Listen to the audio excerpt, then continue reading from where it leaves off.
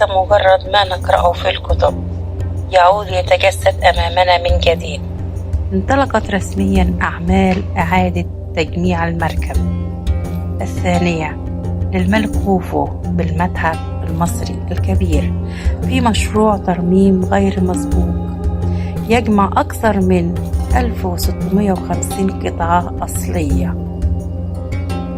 ويأتي ثمرة تعاون طويل العلاقات بين مصر واليابان.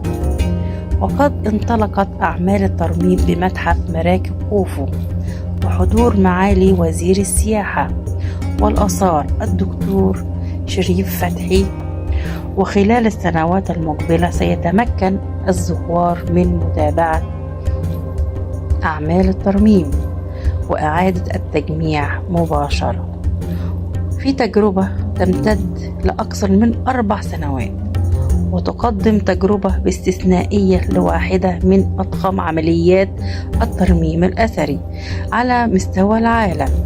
تمثل هذه اللحظة بداية فصل تاريخي جديد بدأ منذ آلاف السنين.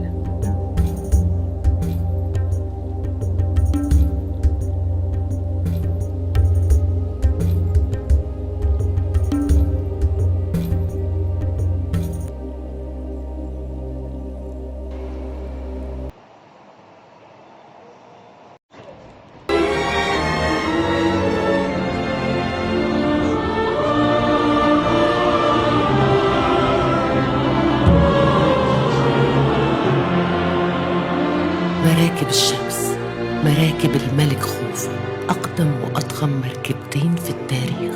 لقيناهم مدفونين جنب الهرم الأكبر، لسه بحالتهم بعد آلاف السنين، والأغرب ما فيهمش مسمار واحد.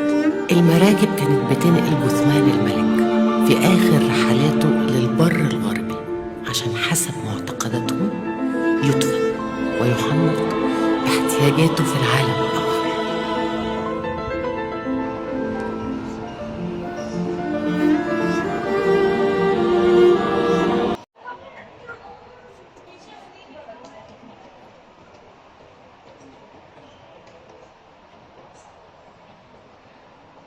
مركبة يا ولاد، مركبة فرعونية.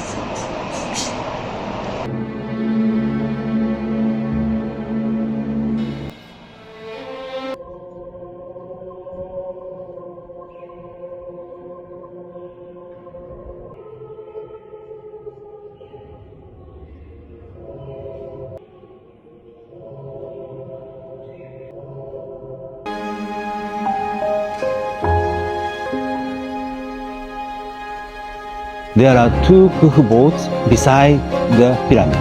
Both of them were dismantled and stored in the pit under the ground. عشان نكون قريبين من المتحف بدأنا هنا ننقل لموقع تاني اللي هو في المتحف المصري الكبير. المرممين بيبدأوا عملية التقوية وعملية تجميع الأجزاء منفصلة إلى أن يتم الانتهاء من هذه المرحلة، ولكن هنا الحالة ضعيفة جدا، فعشان كده تم عمل القفص الفولاذي عشان نقدر نجمع عليه الأخشاب في تجربة هتكون فريدة لأول مرة هنقدمها للزائر المصري والعربي والأجنبي هيشوف المركب وهي بتتجمع.